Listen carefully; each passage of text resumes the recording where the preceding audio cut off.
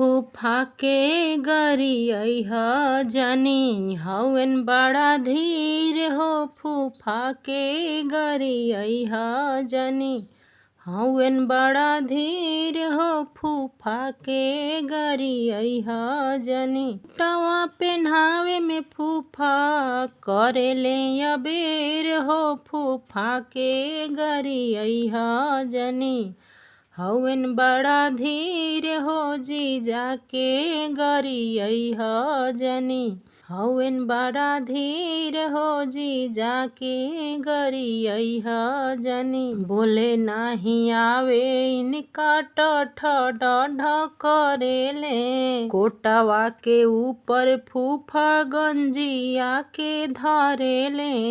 कोटवा के ऊपर फूफा गंजिया के धरेले। फूफा के गरियह जनी हवन बड़ा धीर हो। फूफा के गरियह जनी सूटवा पेन्हावे में फूफा करेले अबेर हो। फूफा के गरियह जनी हवन बड़ा धीर हो। फूफा के गरियह जनी देखही में गोर बाड़े बुधिया मलिन हो। देखही में नीक बाड़े बुधिया मलिन हो।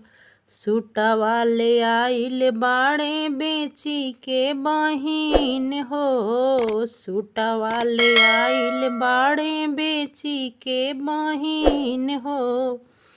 बरुआ के जन बतैह सखी फूफा जी के गुण हो। बरुआ के जन बतैह सखी जीजा जी के गुण हो। फूफा के गरियह जनी हवन बड़ा धीर हो। फूफा के गरियह